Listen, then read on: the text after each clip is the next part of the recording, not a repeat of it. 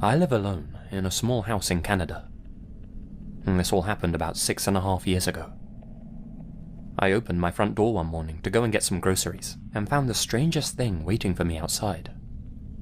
Lying on my doorstep was a small USB flash drive. Almost stepped on the damn thing. Who'd put that there, I thought. It was just your generic USB stick. No label or anything. No way to know who it came from. Well, I did what anyone else would do. Took it inside and plugged it into my PC. The device was full of pictures. In fact, nothing but pictures. Dozens of them. I opened the first one and clicked through them in order. The first few were just shots from around town, general places that I recognized. The fourth image was taken on our town's busiest street. In the image, the street was full of people, but there was somebody in it that caught my attention immediately. Me. The image showed me in amongst the crowd, just minding my own business. Well, this was a small town. Was it just a coincidence that I was in the picture? The fifth image had been taken on the same day. Again, it was taken in our town. Again, I was in it. The photographer was closer to me this time. Whoever had taken these pictures of me, I hadn't noticed them at the time. Next came several more pictures of me in various locations around town. Then, something more chilling. A photo of a house. My house. It was nighttime in the image, and the living room light was on. I clicked through to the next picture. It was another image of my house, this time taken even closer.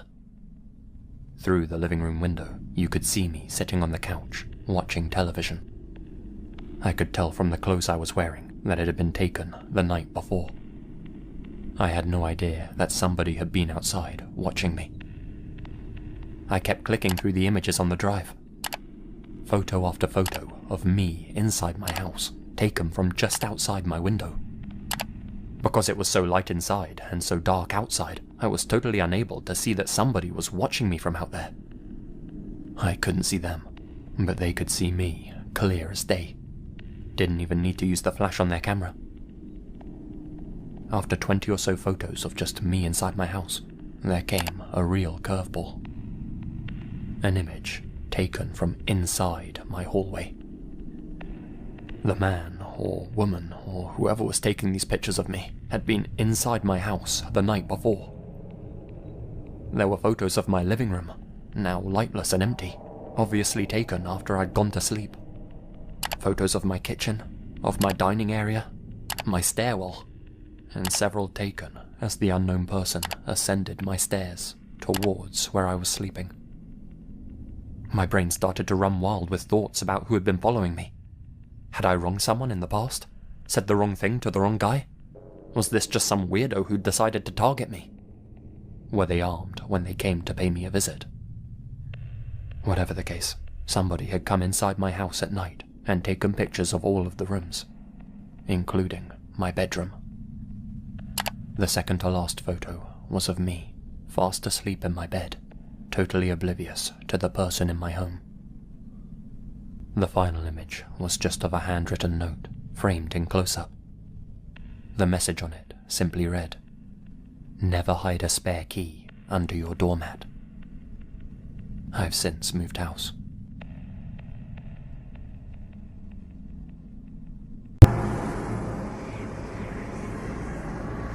I remember waking up in a steel cage, locked inside a limitless white room. The room looked like it had no end.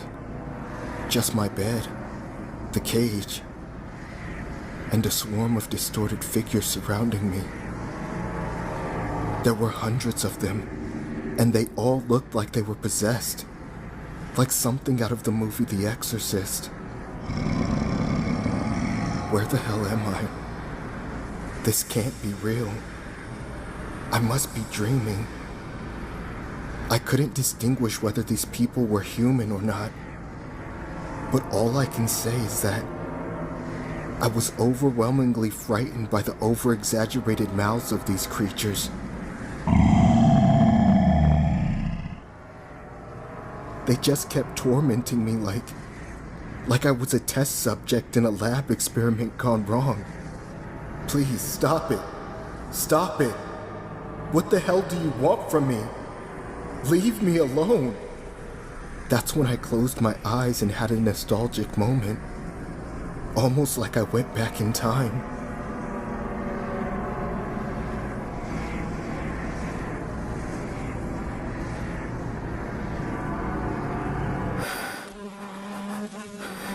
I remember opening my eyes and waking up to my bedroom.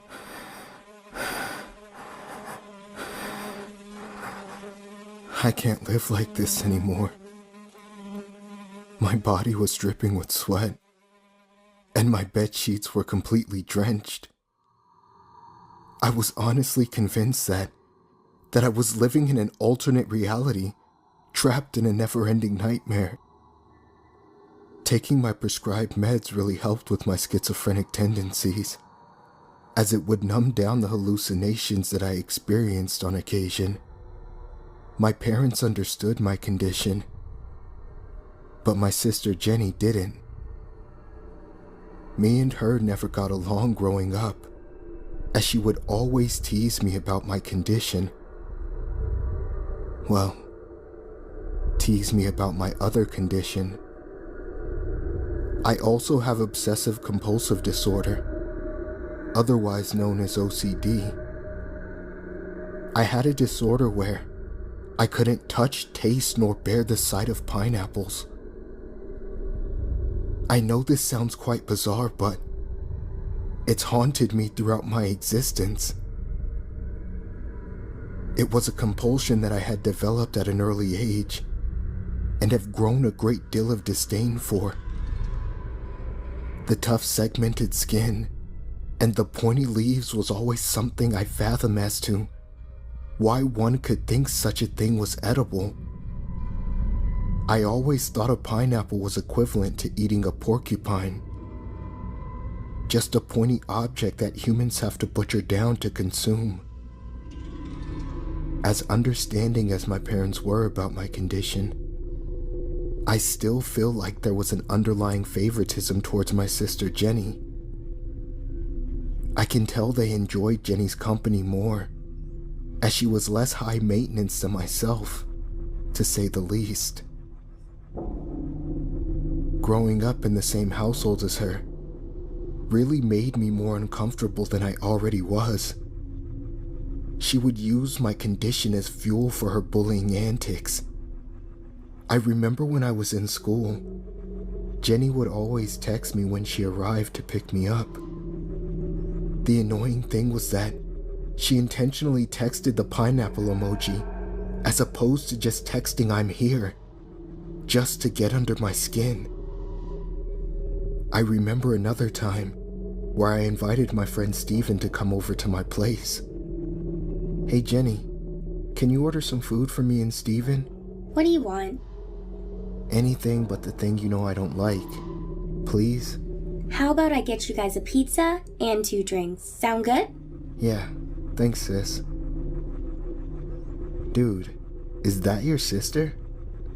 "Yeah, why?" "Oh, she's hot. I mean, she's got a lot of tattoos." "Shut up, dude. Stop checking out my sister."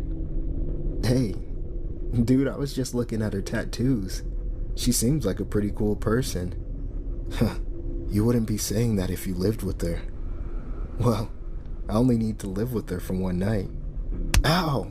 I was just joking, sheesh." About 30 minutes later, the pizza guy arrives and delivers the pizza.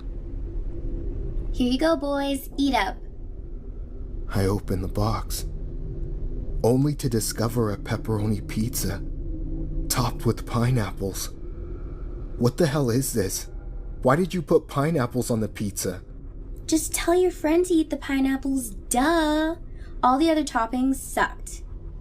You suck. I wish you never lived. It's been a couple months since that incident. My hatred for Jenny has unfortunately become far greater as time went on. I was honestly convinced she had a compulsion herself, for making my life a living hell. There was this one occasion where the final straw was drawn. I remember watching TV in my bedroom when I see Jenny lurking behind the doorway, holding a sheet of paper.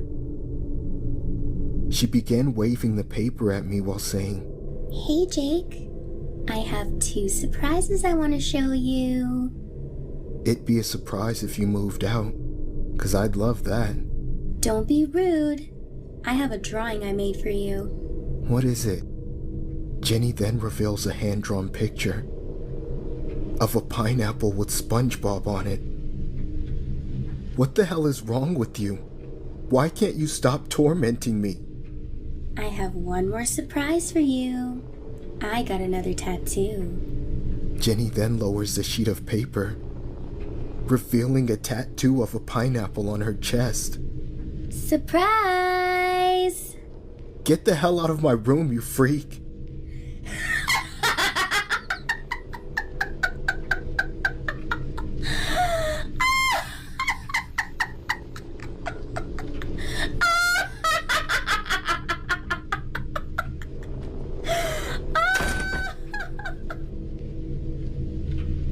I hate her.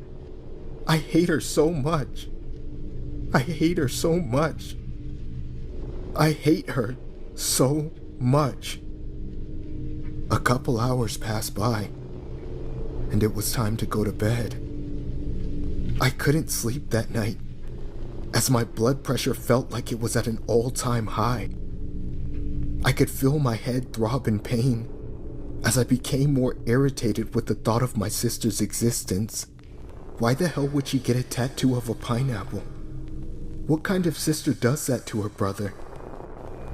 It was about 1 a.m. in the morning when I ultimately decided to go to Jenny's room and confront her about her derogatory behavior towards me.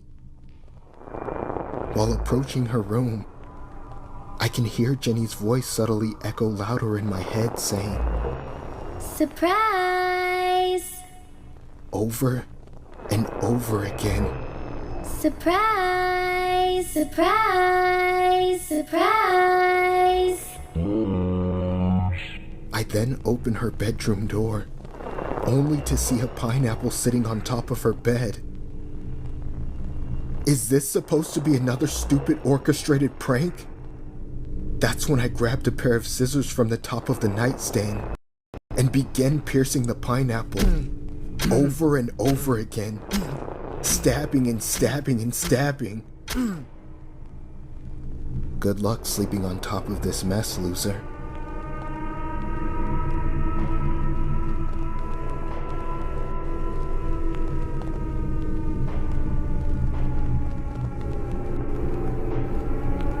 Morning, it's time for school. Jenny, wake up. Jenny! Jenny!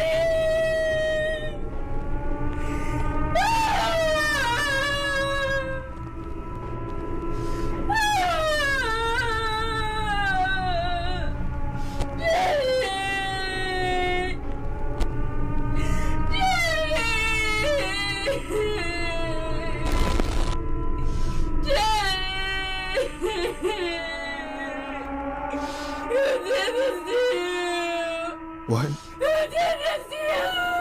What the hell?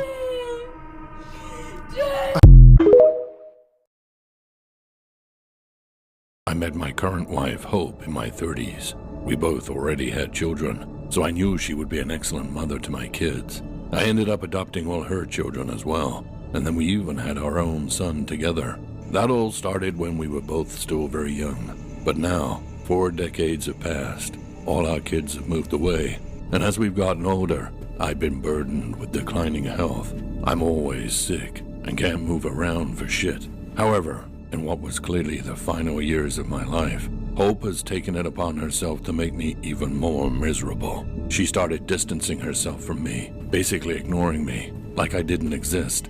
During minor holidays like Mother's Day, she would leave the house and disappear for hours. She admittedly said that she was having an affair, and that she would rather have me out of her life. The feeling was mutual, except I couldn't bring myself to divorce her after being with her for so long, so I ended up complacent and let her do whatever she wanted. But recently, something has been horribly disturbing.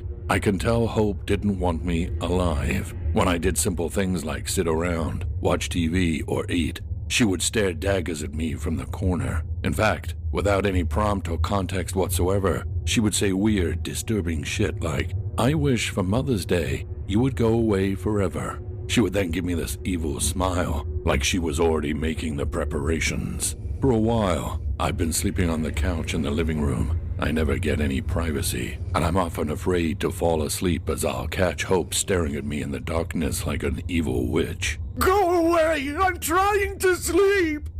Get out of here! I have sleeping pills, but I'm trying to avoid taking them because of her. I'm scared of not being alert to fend for myself, just in case she tried to pull something. When Mother's Day finally came, I expected Hope to be in a sour mood since I was still alive, but strangely, it was quite the opposite. She had this giddy energy about her all day. It was weird as hell. I just went about my day like usual, until it was finally time to get back on the couch and try to fall asleep. I didn't know I was in for the most terrifying night of my life.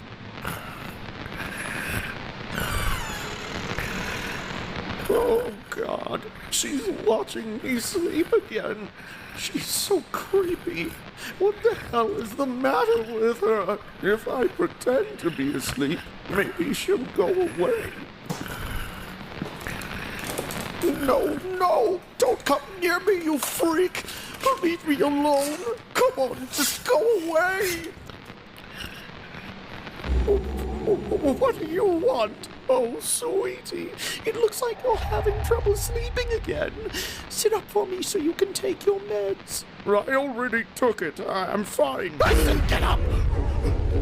Okay, fine. And here comes the airplane. Coming in for a landing. Here you are, my dear. That's it. Drink up.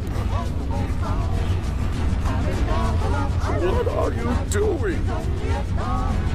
Just take the glass already. I'm tired. Whoa, what's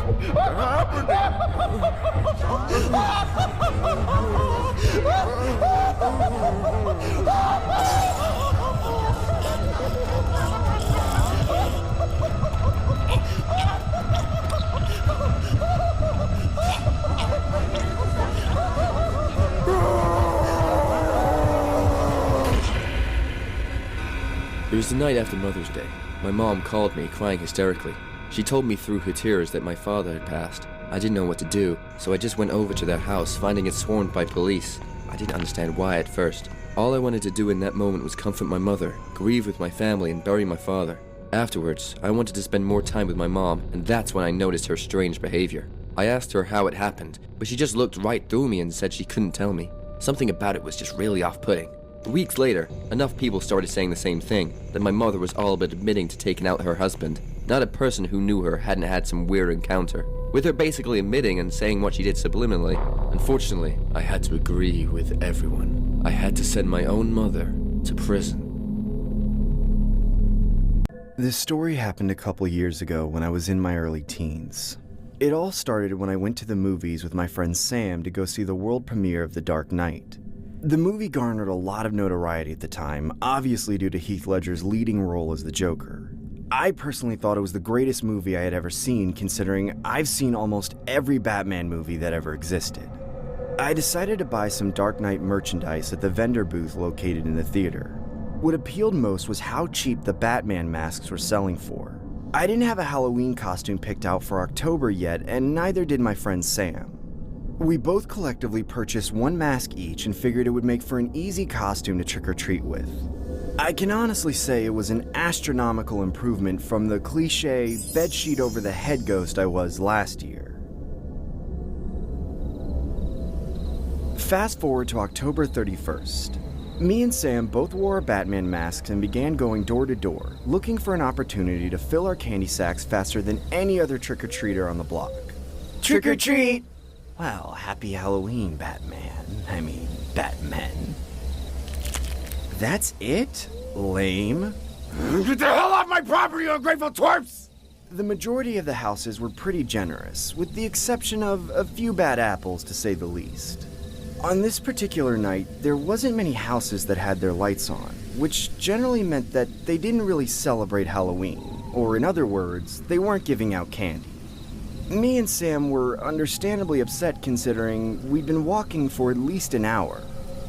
I continued trick-or-treating while Sam began to head home through the pit located in the middle of the neighborhood. Why didn't I just stay home and watch SpongeBob? The pit was just a fancy nickname for the forest reserve, which was generally used for nature walks during the day. But me and Sam went there solely for the sake of a shortcut home. I began walking about half a block down when I see more houses without their lights on. Screw this, I'm going home. I eventually approached the pit while beating myself over the head for not leaving at the same time as Sam. As I entered the pit, I instantly had second thoughts of taking the longer route, as this route seemed nothing short of irresponsible and dangerous. I ultimately decided to man up and continue walking through the pit, as I didn't want to prolong my already dreadful night. Why the hell did I have to take this route? I can barely see anything. I knew I should have dressed up as a skateboarder. I would have been home already. I remember the pit being so dark to the point where I could virtually see nothing except for whatever my cell phone light was illuminating. What the hell was that? I began walking faster as I could hear faint sounds of what sounded like a maniac clown laughing. What the hell? Who's there? Who's there? At this point, I was so petrified I instinctively dropped my candy due to the adrenaline rush flowing through my body. I couldn't care less about the candy, as I genuinely felt like my life was in danger. That's when I saw the source of the laughter standing a few feet in front of me. It was a man dressed as the Joker from the Batman movie I saw previously. He honestly looked like an exact replica of Heath Ledger's with a hint of blood on his costume. What made this more disturbing was how casual his demeanor was. He just stood there smiling at me like my appearance was amusing to him. I didn't want to express the fear I felt internally, so I tried to playfully marvel at his costume and say, "Hey there, I really like your Joker costume." No matter how hard I tried to keep a composed poker face, my body language and mannerisms couldn't help but show the fear that bled inside of me. He then took a couple steps closer to me as I began to cautiously take a few steps backwards. Hey man, what the hell do you want from me? Why so serious? Happy Halloween. The man surprisingly walks past me while I watch him in complete shock. What the hell was that? Was that some real-life Joker? At this point, I continued walking home while looking back every 2 seconds to make sure the man wasn't lurking behind me. I eventually make it home and watch a couple of YouTube videos, trying to forget the creepy encounter that just took place. That's when my dad pops into my room and asks me to answer the house phone. Hey, Mark, answer the house phone. Hello? Hey, Mark, is Sam still with you? That's when I felt my heart drop to my stomach. No, he left to go home way before I did. Oh my god, why would you leave without him? He's not even home! Sam's parents end up calling the police, which resulted in an entire block search party. What came of such an innocent Halloween night turned into a nightmare.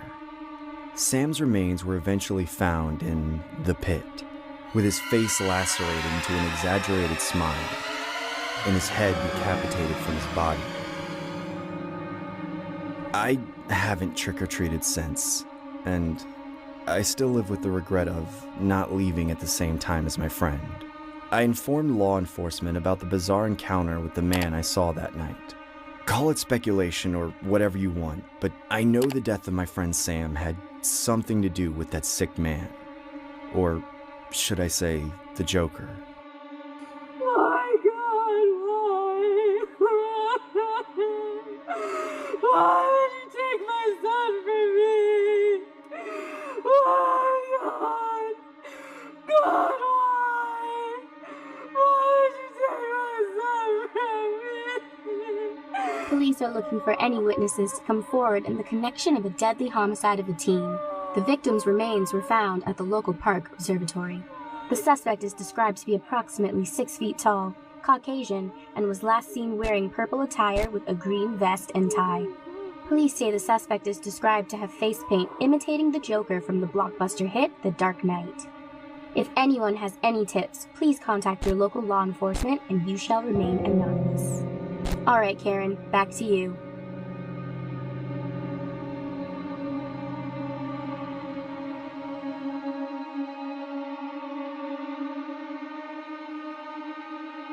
Trick or treat! Well, happy Halloween, Batman. That's it? Lame? Get the hell off my property, you ungrateful twerps!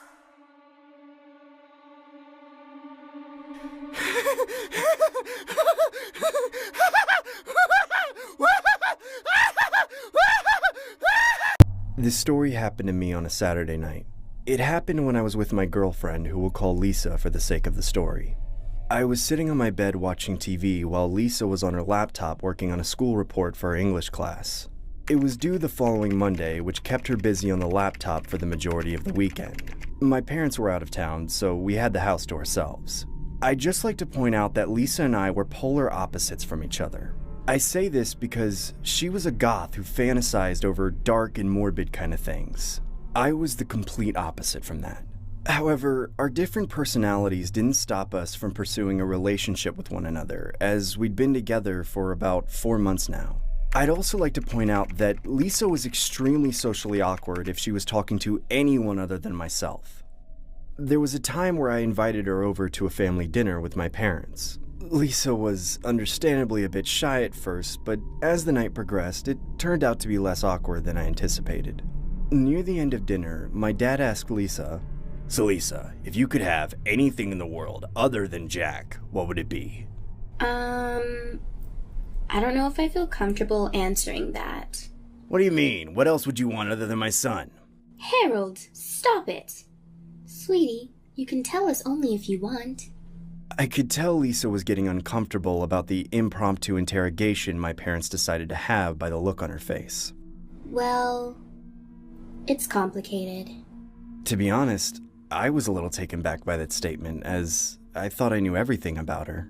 I decided to chime in saying, what do you mean, Lisa? Things took a total 180 when Lisa says, Don't you guys wish you could resurrect your dead loved ones? Sure, I guess I would. My family found Lisa quite bizarre since that day, but oddly enough, accepted her for who she was. Fast forward to now, and that statement that Lisa made would all make sense to me. Lisa was tired of the monotony of her report, so we decided to head to the balcony. I remember both of us being out of our minds while gazing out into the horizon. Midway through, Lisa offhandedly makes an odd remark saying, It would be pretty cool if I could see Todd again. Todd was Lisa's ex. I found this quite strange that she would say such a thing, considering the fact that we were both dating each other. I assumed she was out of her mind, but sadly that didn't stop me from giving her a piece of my mind. I agitatedly said, "Fine, go see him then. It's not like I ever liked you." Lisa then gives me a death stare like she wanted to throw me off the balcony. I stare back at her while I casually take another.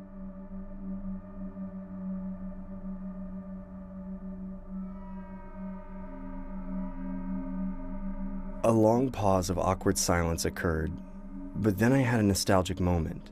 I remembered Lisa mentioning something about Todd passing away just before we dated. His cause of death was due to undisclosed reasons I won't get into.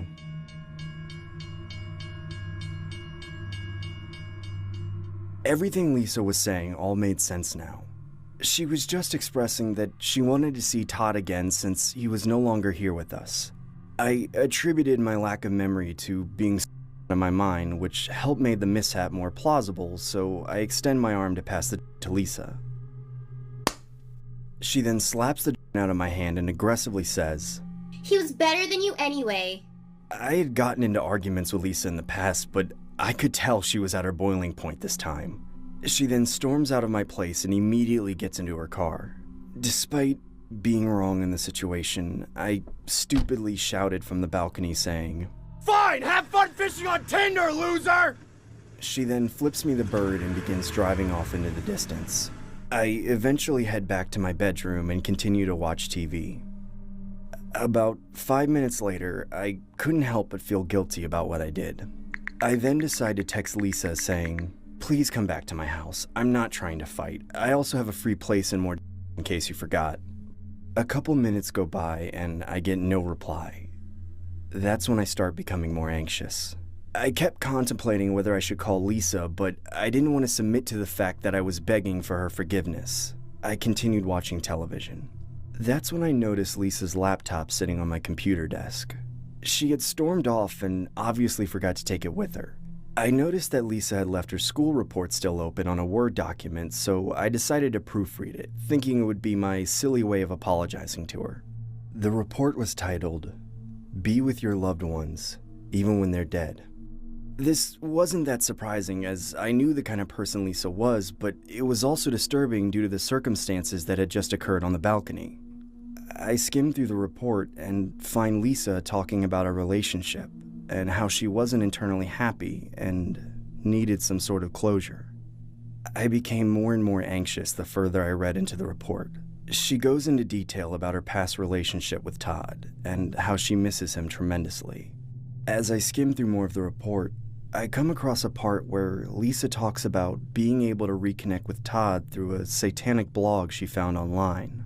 To summarize what she said, it basically insinuated that you would have to go to the last spot where the person died and die the same way. That way you'll be able to reconnect with them in the afterlife. I begin panicking and call Lisa's cell phone. She then picks up the phone and says, "What do you want?" in a voice full of disdain and hatred.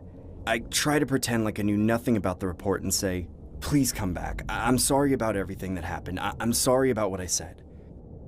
"There's no coming back from this, Jack." That's when I hear the sound of a train honking from a distance. My heart dropped and I yelled, "Lisa, where the hell are you?" "Where I should have been all along."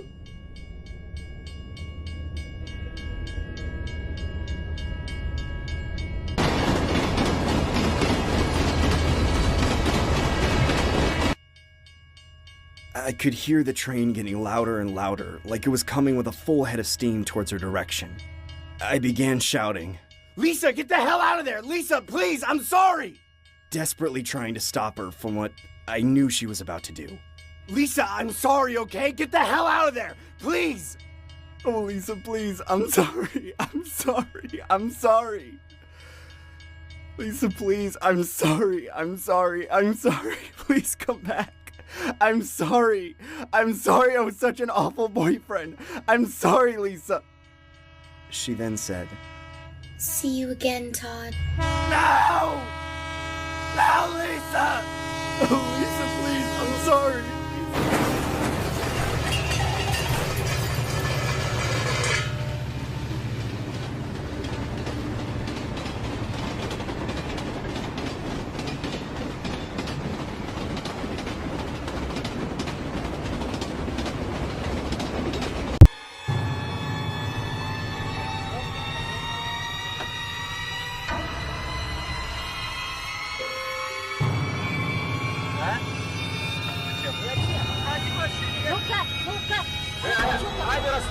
Камера снимает! Вы чё? Ладно, шишки! Расскажите, что надо! Я? Снимаем, поехали! Снимаем, поехали! Что делаете? Сейчас, подожди, бабушка, ты что делаешь?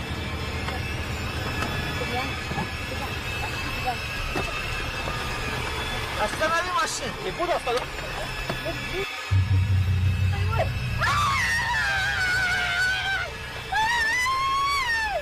This next story was inspired by this disturbing dashcam footage showcasing two men with bats attempting to rob the driver.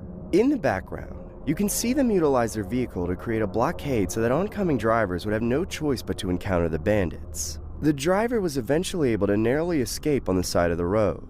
The basic plot of the story is pretty self-explanatory, so we decided to do a mashup with the notorious creature from Jeepers Creepers. There's been several conspiracy videos online showcasing alleged footage of the phenomenon, but we'll leave it up to you to decide if it's fact or fiction.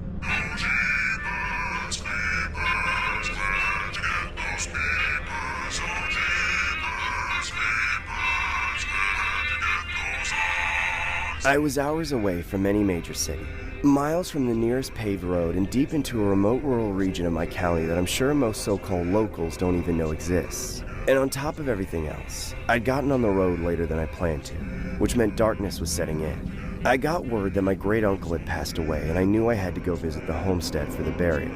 His surviving wife was quite elderly, and their offspring would need taking care of everything for a few days. Unfortunately, I didn't have a passenger to share these experiences with on my drive out to their house in the plains. It was just me and my car with the endless expanses of field and pastures all around me, and of course my radio music. I knew I was close to getting there when I started navigating the muddy dirt roads. However, on this trip, I didn't feel quite the same benevolence I was used to. After enough time, the setting sun disappeared and gave way to darkness. It was right about then, at the end of that train of thought, when I started to wonder what had really been the cause of my great-uncle's death. However, I didn't get much time to ponder this. I'd just come over a slight hill when my headlights fell over a blue van parked cockeyed in the middle of the road. There was no way to go around them without trampling through somebody's property and potentially screwing up my car. At first, it seemed obvious that they had broken down, whoever they were. But as I got closer, I wasn't so sure. Still, I wanted to give them the benefit of the doubt, that maybe they'd pushed it out into the road to get my attention. So I slowed down to a crawl and tried to gather more information. That's when the two men who'd been driving the van appeared from inside it, holding two baseball bats and making quick strides toward my car before I even came to a complete stop. I felt my heart jump and my pulse quicken in one of those immediate fight-or-flight responses. I could tell with certainty that whatever motive these guys had didn't matter, because they were clearly desperate.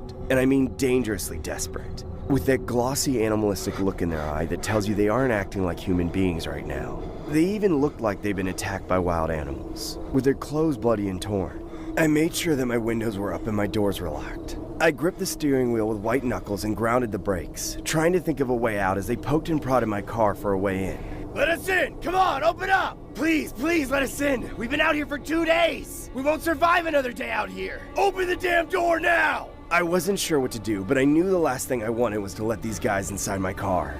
I shook my head at them and began to slowly back away, hoping that they would somehow remain calm and wait for someone else. But they were the first people I'd seen on that entire road. Where are you going? Let us in or we'll all die! Stop! Stop! Open the car or we will open it ourselves! One of them quickly ran behind my car and got in my way. The panic in my brain told me to just floor it and run them down, but I couldn't bring myself to do it. After trying to maneuver around them in reverse didn't work, I saw an opening forward and put the car in drive, throttling as quickly as I dared and just barely managing to get around the van without wrecking or trapping my car. Ahead of them, I could still see the two men chasing after me in my rearview mirror, tripping in the darkness, homing in on the brake lights. I didn't even think about stopping for them, but I drove on cautiously into the night just to avoid any poorly timed driving mistakes. However, I kept checking my rearview mirror for them, just to see how desperate they were to get at me. I was about 100 feet away from them when I decided I'd check one last time. And that's when I saw something that made so little sense I had to stop and try to process it. There they were, the two of them, haggard and bloody, hobbling towards me with their bats when all of a sudden, with a single flash of something slipping by from the field to the tree line at an inhuman speed, one of them was gone. Immediately I stopped and watched the other man react to this. He screamed. Then, his wary hobble turned into a full-on sprint, with which he closed the distance between us in a matter of seconds. He collided with my car once more, striking the windows harder than ever. Before I could think to get going again, he was climbing onto the hood of my car. Let me in, for the love of God, please! Don't let me die out here! And right as I thought I should heed his words, I heard footsteps pounding the earth with hellish speed. And then that man's screaming was cut short. That's when I saw the man slide down the glass with his head split down the middle, spilling the torn pieces of his brain down through the rest of his severed body as it was ripped in two. And behind the two pieces of the man which fell out of sight, shrouded in impossible darkness, was the creature that had done it. Now the only thing left in the road staring at me through the glass of my windshield. Its haunting red eyes pierced my soul with ease. What it was, I can't even describe. It was as though my brain wouldn't even allow me to fully comprehend the horrific sight of it. Though from what I could tell, it was the shape of a human wearing a cowboy hat, along with a rugged trench coat. I slammed the gas pedal to the floor and plowed over the remains of that man's body and straight through whatever that horrible thing was, only to then have it jump on the hood of my car. It began banging its head on my windshield as I attempted to shake it off with a dozen sharp turns on the dirt road. Ah! Somebody help! Get the hell out of my windshield, you asshole! That's when the man, or thing, flew off to the side of the road as I sped off into the night. I couldn't see any signs of that thing in my rearview mirror. I wasn't too far from my relative's homestead, but those last few dozen miles were fraught with a degree of anxiety and fear I'd never felt before. When I saw my relatives, they did their best to console me, but they didn't believe what I had told them. They rather bitterly excused it as the tricks of grief upon the mind. And even when I showed them the damage that had been done to my car, and all the blood splattered on the hood, they again tried to convince me that I simply hit a large animal like a deer or a bear, and that I was going crazy over the trauma of the whole situation. After my great-uncle's burial the next day, I forced my family to go out to the stretch of road where it all had happened. But somehow, there was nothing there. No van, no bodies, no creature, just mud. I don't know how to explain all of this, but the fact that his land is stalked by some predator from the depths of hell that seems to be able to cover its tracks like this makes me highly doubt that my great-uncle died of a simple brain tumor, because his gouged-out eyes tell me otherwise.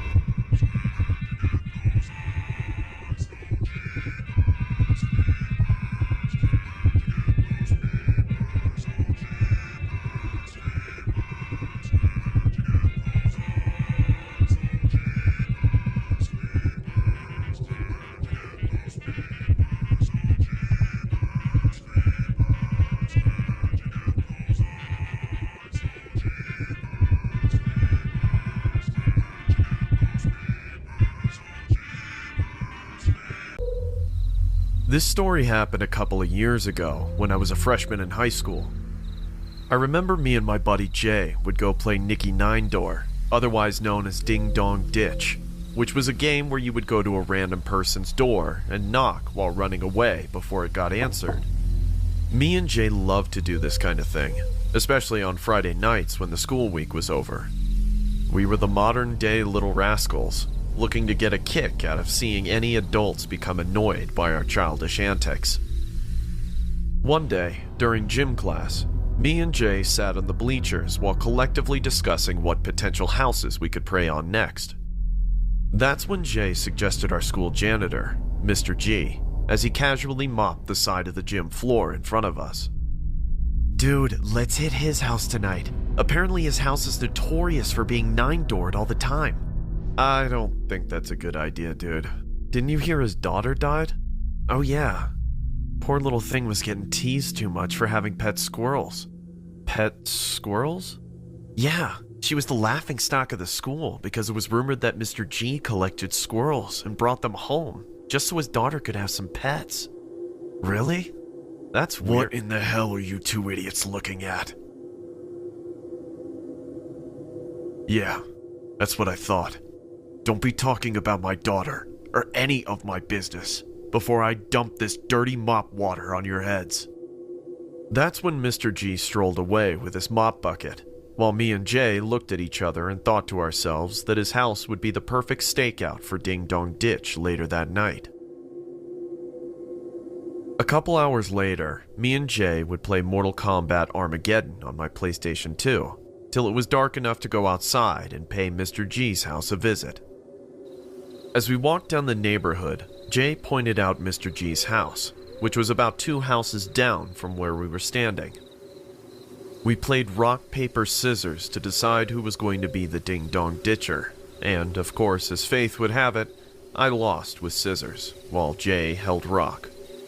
I casually approached Mr. G's porch without making it obvious to any potential onlooking neighbors that we were doing anything suspicious.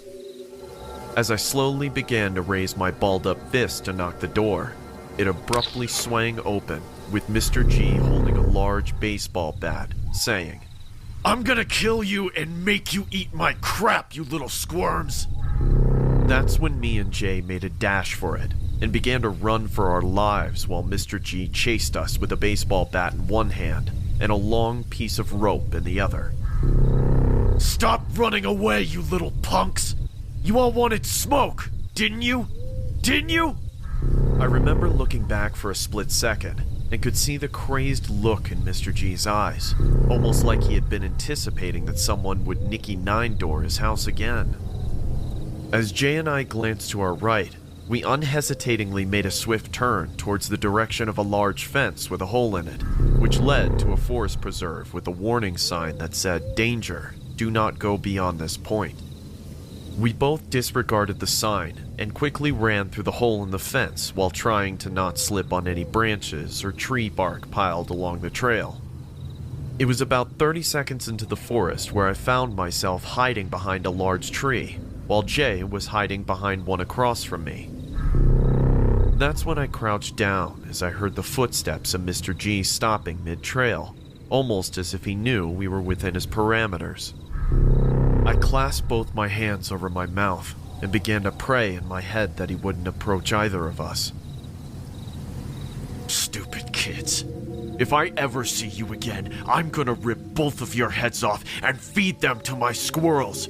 You hear me? I know you little pieces of crap are the reason why my daughter is dead. I just know it. I know you two picked on her at school. Am I right? I swear to God, if I ever see you come by my house again, I will turn both of you to my kids. I'm lonely. I just need another child. And you pricks took everything away from me." That's when I heard him slowly exit the woods, as his footsteps became more faint along the way. Me and Jay were so shaken up to the point where we remained hidden behind our respective trees for about a good 10 minutes before we thought it was safe enough to head back on the trail. "I think the coast is clear. Dude, this is the last time I'm ever doing this. You think? How in the hell do we get home now?" That's when me and Jay had to decide what our next move was. The issue was getting home, as we knew the only way out was through the hole in the fence. We obviously didn't want to run into the risk of encountering Mr. G again, so we both mutually agreed to go the opposite direction and find an alternative way home through the forest preserve. As we got deeper into the forest, I can recall stepping on a gooey substance, almost like it was a dead cat of some sort. Jay pulled out his cell phone and flashed his light towards my shoes, only to see a dead squirrel soaking in a puddle of its own blood. "What the hell? Looks like a bear ate it. Dude, that looks gnarly." Jay then picked up the mutilated squirrel by its tail and asked me to take a picture of him with his cell phone. "You're freaking sick, dude." He then dropped the dead squirrel on the ground, and we proceeded to head further into the trail. That's when we saw about a dozen mutilated squirrels scattered along the pathway. "What the hell? Dude, we have to go back. Jay?" I began to glance at Jay as he looked at me with a gaunt and horrific expression on his face. That's when I realized that he wasn't looking at me. He was looking behind me, as he pointed past me with his trembling finger.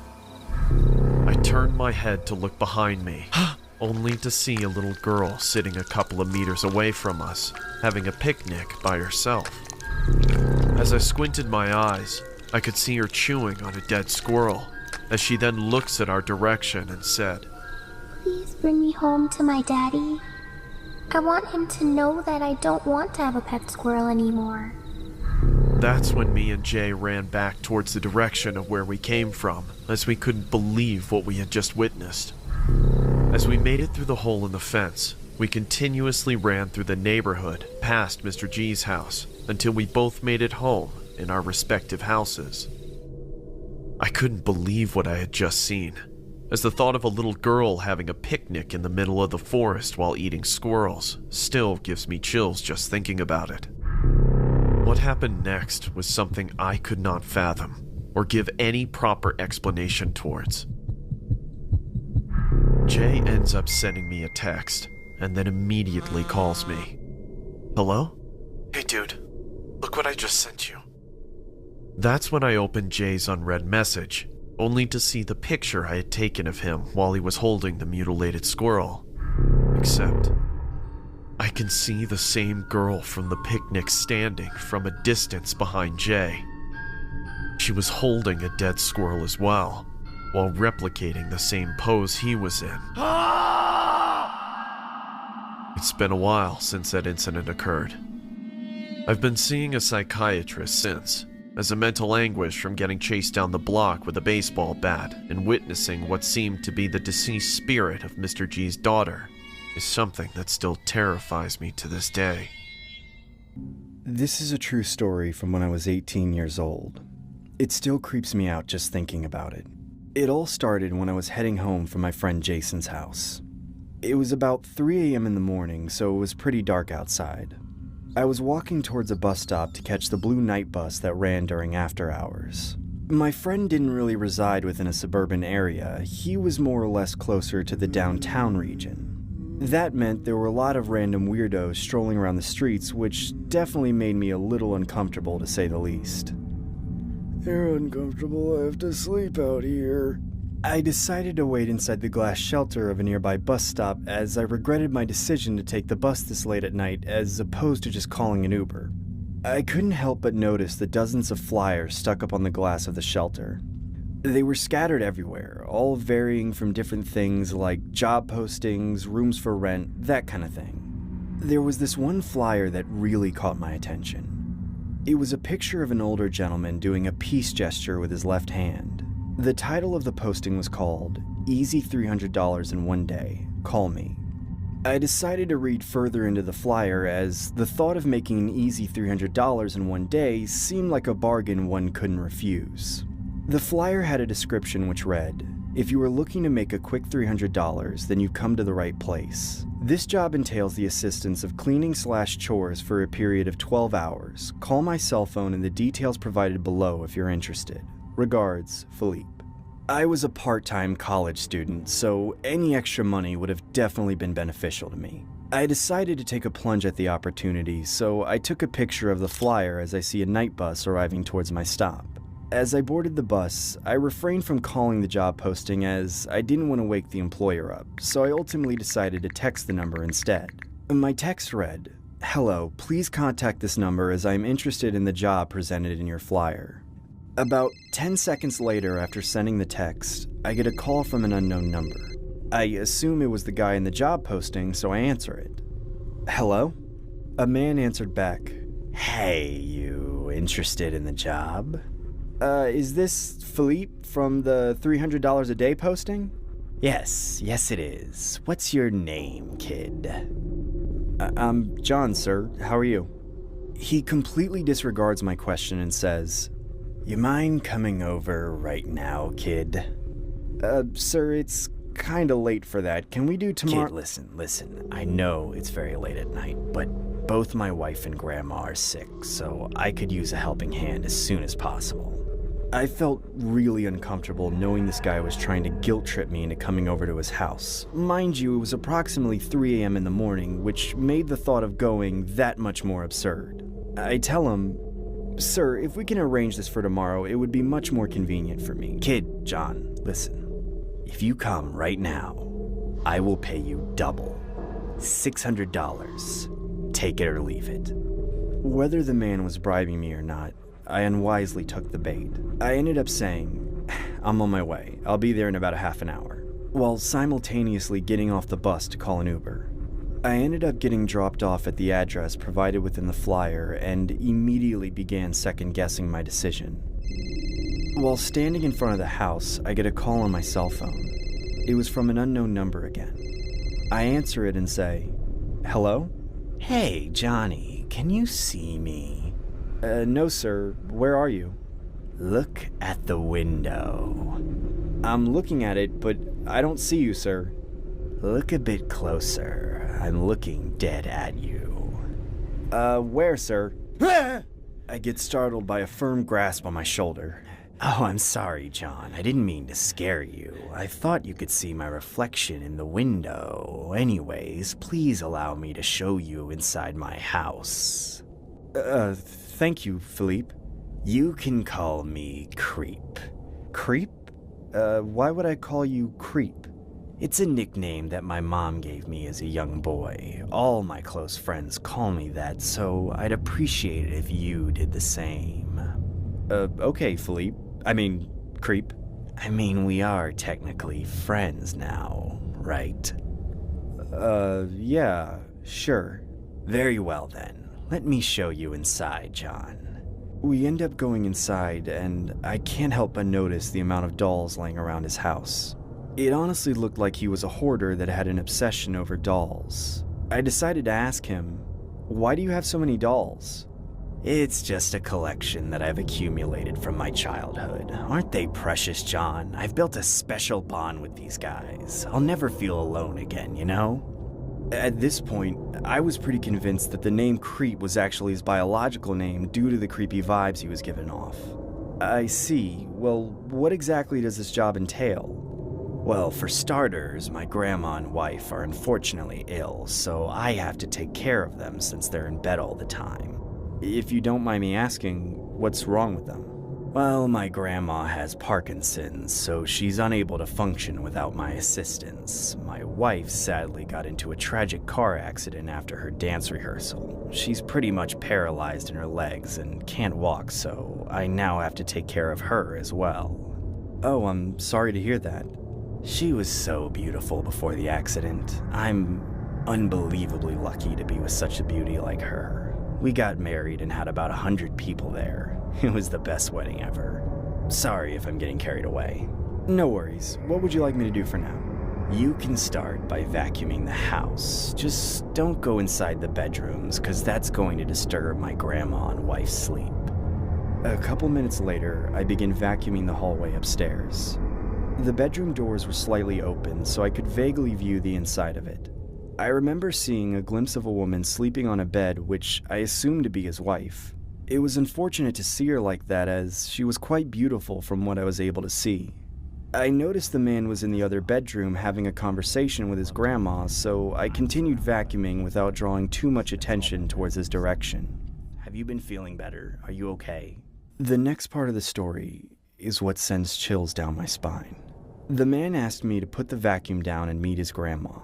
As I approach the inside of the bedroom, I see a creepy life-size doll laying on the bed. I unhesitatingly ask him, where's your grandma?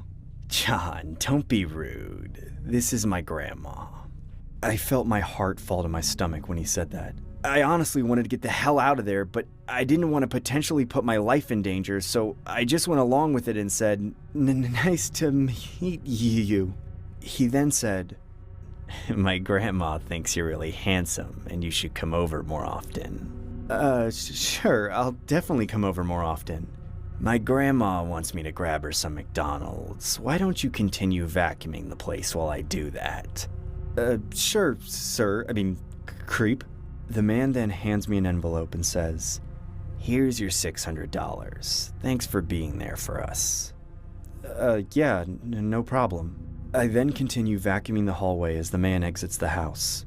I need to get the hell out of here. This guy is a psycho. As I dropped the vacuum on the floor, I peeked inside the bedroom of where the man's wife was sleeping. To be honest, I felt really skeptical about leaving her there, so I shouted, "Ma'am, is everything okay? Can you hear me? Ma'am, are you okay? Can you hear me?"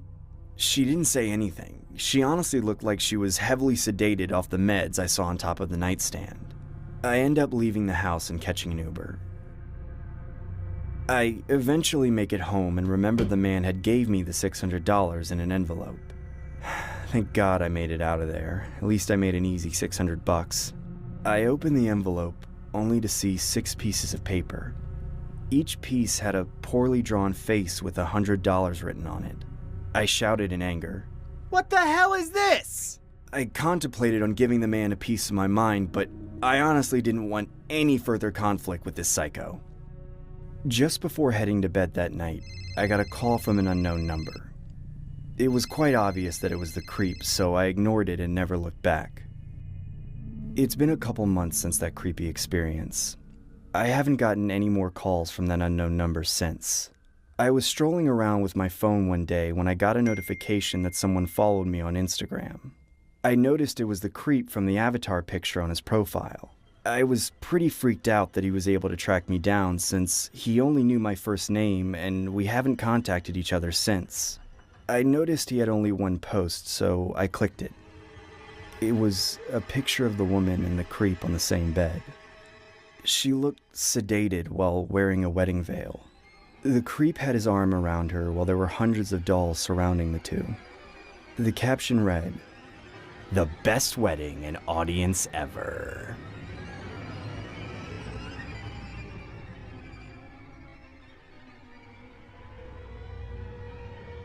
She was so beautiful before the accident. I'm unbelievably lucky to be with such a beauty like her.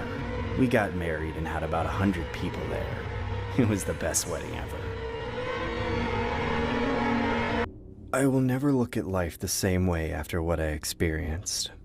It still bothers me just thinking about it. It happened a while ago when I was working as a cashier at Starbucks. I worked part-time as there was unfortunately not enough hours available, so moving out of my parents' house wasn't the easiest endeavor to accomplish. My parents always nagged at me for the latter part of the day, which always had me stressed out. They would always send subliminal jabs alluding to me moving out. I'll never forget the time my dad confronted me while I was doing laundry. "Hey, Jason, can you ask for a raise at work?" I can't exactly do that, Dad. I'd probably get fired if I tried that. "Well, can't you work somewhere else then? I'm gonna need your room soon, because I plan to make it Charlie's room."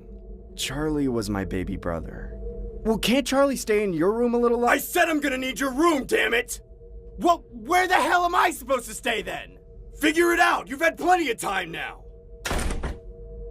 I've always avoided going home right after work, especially after confrontations like that.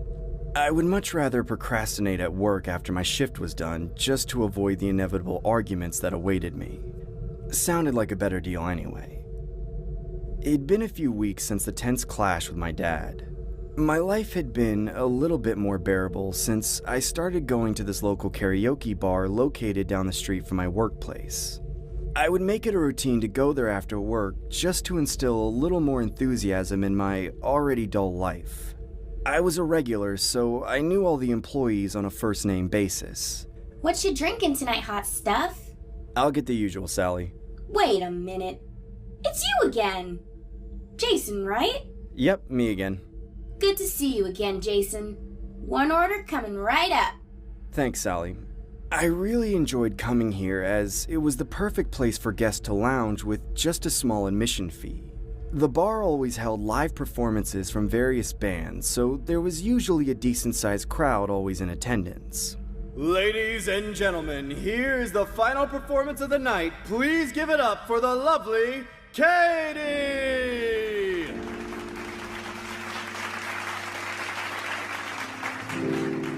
Falling for you,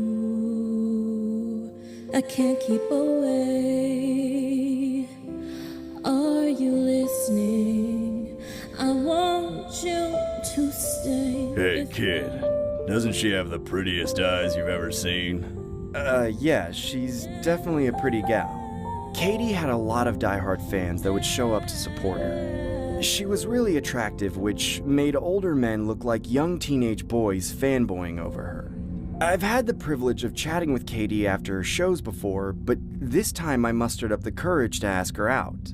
Hey Katie, it's me again. Who are you? Jason, we met on several occasions after your performances. I'm a big fan of your voice. Thanks, Jason. I really appreciate... I think you're the best singer ever, and you're really gorgeous. Thank you? I was wondering if we could potentially exchange... Oh, Jason. All you men are alike. I bet you just want to see what I look like without my clothes, right? No. I mean, yeah. Katie nonchalantly takes my cell phone and begins punching in her contact information. Holy crap, this is actually happening. I must be dreaming. Here you go, Jason. Hope to chat with you more. Definitely, baby.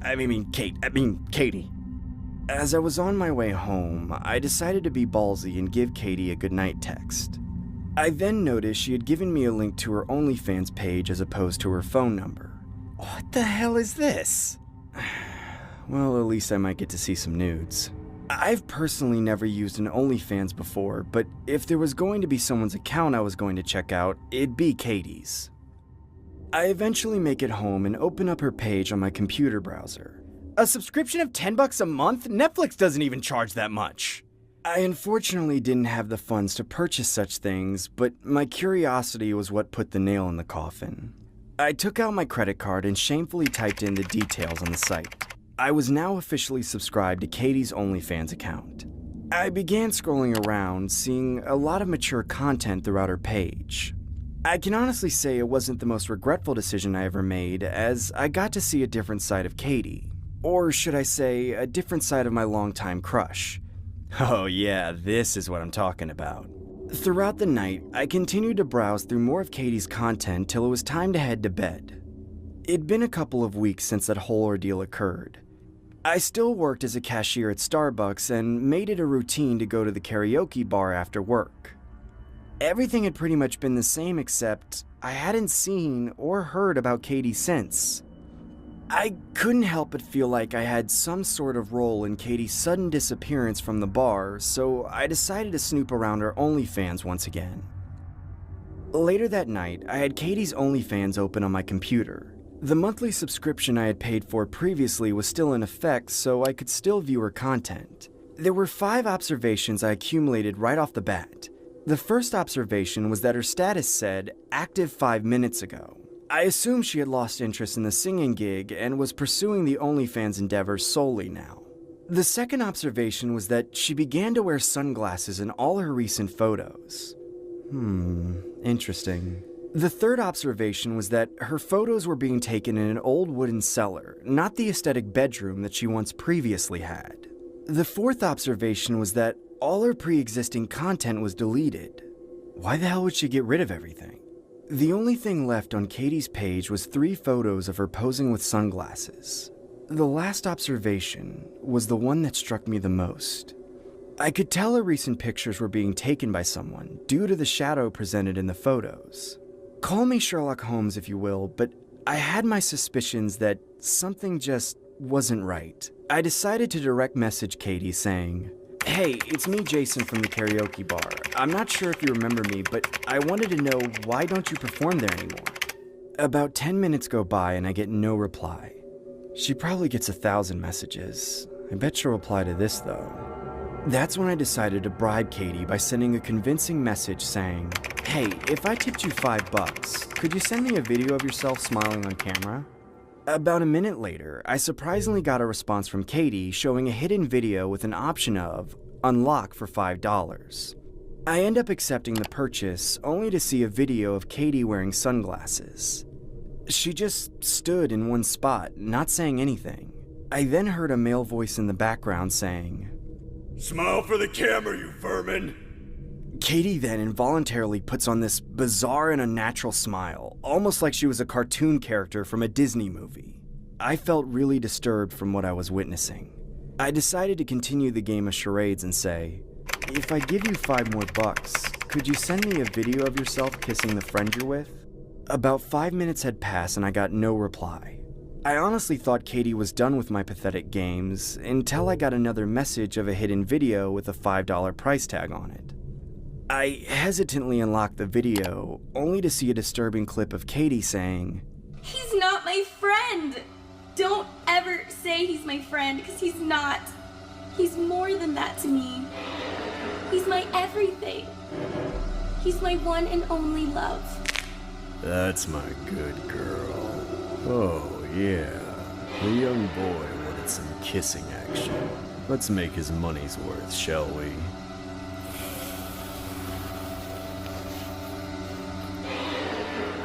I felt sick to my stomach. I then realized that the gentleman's appearance stood out to me like I recognized him from somewhere. I couldn't exactly pinpoint where I knew him from, but he definitely looked familiar to me. The man then said, "I bet you love to see Katie's beautiful eyes, wouldn't you?" Wouldn't you? Oh, I'm gonna make this your best $5 ever spent. That's when the man removed the sunglasses from Katie's face, revealing her eye sockets with both eyeballs missing. That's when I exited my web browser and immediately turned off my computer. What the hell was that? That was wrong on so many levels. I decided to head to bed and call it a night, hoping to sleep off the nightmare I just witnessed firsthand. It's been a couple months since the incident had occurred. I haven't seen Katie's OnlyFans account since, as I assume she deleted it. Or should I say, that man in the video did. I haven't told anyone about this, and quite frankly, I don't know what to do. I still go to the karaoke bar with an optimistic attitude that one day I'll see Katie again. Falling for you, I can't keep away. Are you listening? I want you to stay before you go. I want you to know that I'm down.